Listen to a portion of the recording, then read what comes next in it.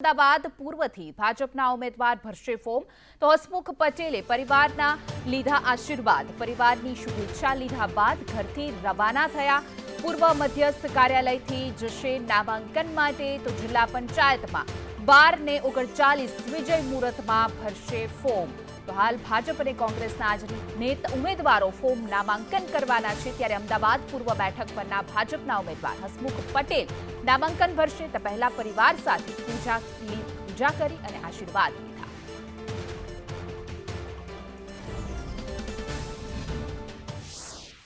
આજથી નામાંકન ભરવાના છે। અમદાવાદ પૂર્વ પરથી હસમુખ પટેલ જે છે તે નામાંકન પ્રક્રિયા માટે થઈ અને વિજય મુહૂર્તમાં 12:39 પોતાનું ઉમેદવારી પત્ર જે છે તે ભરશે। હસમુખ પટેલ સાથે જ વાત કરજો। હસમુખભાઈ, ફરી એક વખત તમને પાર્ટીએ ચાન્સ આપ્યો અને આજે નામાંકન પ્રક્રિયા પૂર્ણ કરશો? હા, હું આજે 12:39ના વિજય મુહૂર્તમાં મારું નામાંકન પત્ર રજૂ કરવાનો છું અને એ માટે મારી પાર્ટીના પ્રદેશના આગેવાનો, શહેરના આગેવાનો અને ધારાસભ્યશ્રીઓ સાથે જ જઈને નામાંકન પત્ર રજૂ કરીશ।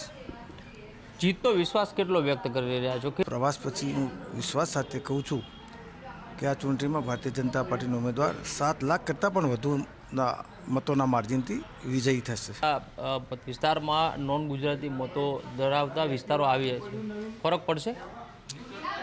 જ્ઞાતિ, જાતિ, ધર્મ, પંથ, પ્રાંતથી ઉપર ઉઠીને જનતાએ નરેન્દ્રભાઈ મોદી અને ભારતીય જનતા પાર્ટીને સમર્થન આપવાનું નક્કી કર્યું છે।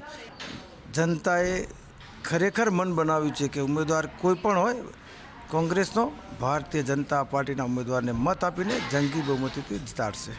તો જે પ્રમાણે હસમુખ પટેલ જે છે તે વિશ્વાસ વ્યક્ત કરી રહ્યા છે કે ભાજપના ઉમેદવારો જે છે 7 લાખથી વધારેની લીડ સાથે જીત મેળવશે। અમદાવાદ પૂર્વમાં ગઈ વખતે પણ જનતાએ આશીર્વાદ આપ્યા હતા અને ફરી એક વખત જનતા આશીર્વાદ આપશે અને તે વિશ્વાસ વ્યક્ત કરી રહ્યા છે કે 7 લાખથી વધુની લીડ સાથે તે જીત મેળવશે। કેમેરામેન મેહુલ પટેલ સાથે કશ્યપ જોશી, સંદેશ ન્યૂઝ, અમદાવાદ।